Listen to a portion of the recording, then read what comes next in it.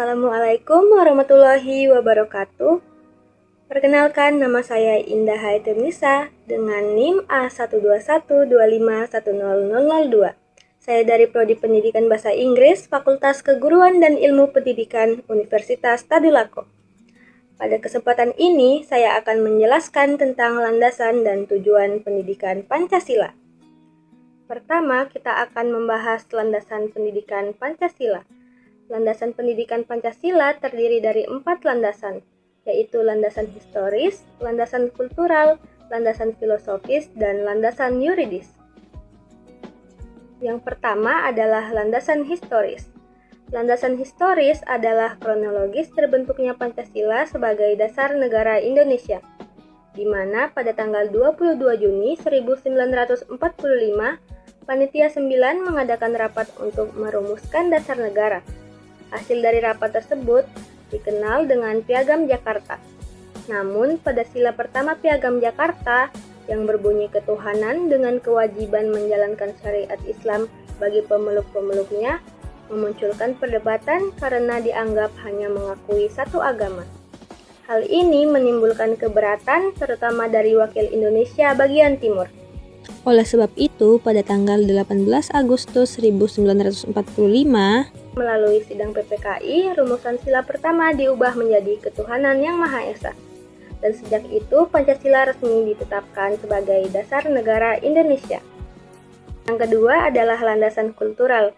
Landasan kultural berasal dari nilai-nilai budaya dan religi yang telah hidup dan berkembang dalam masyarakat Indonesia sejak lama.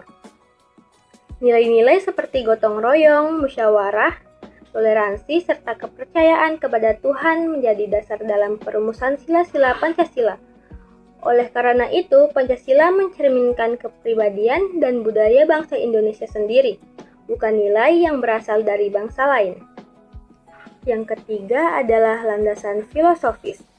Landasan filosofis menunjukkan bahwa nilai-nilai Pancasila telah hidup dan berkembang dalam kehidupan masyarakat Indonesia jauh sebelum kemerdekaan, di mana nilai ketuhanan tercermin dalam kehidupan beragama masyarakat, kemudian nilai kemanusiaan yang terlihat dari sikap saling menghormati dan saling tolong-menolong antar sesama.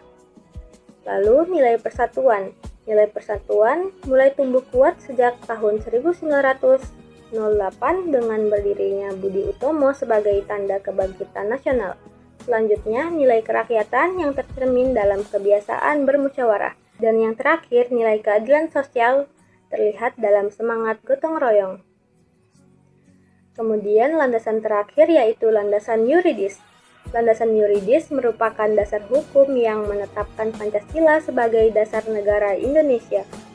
Pancasila secara resmi tercantum dalam pembukaan Undang-Undang Dasar 1945 pada alinea keempat, serta diperkuat oleh berbagai peraturan perundang-undangan yang berlaku.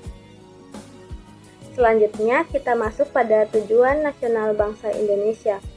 Tujuan nasional Indonesia adalah melindungi segenap bangsa Indonesia dan seluruh tumpah darah Indonesia, memajukan kesejahteraan umum, mencerdaskan kehidupan bangsa, serta ikut melaksanakan ketertiban dunia.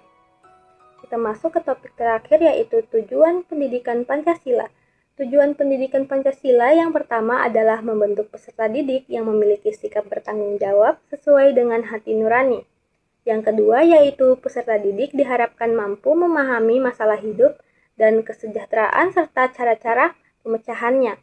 Yang ketiga yaitu mampu menyikapi perubahan dan perkembangan ilmu pengetahuan dan teknologi. Dan yang keempat, mampu memaknai peristiwa sejarah serta nilai-nilai budaya bangsa untuk penggalang persatuan Indonesia.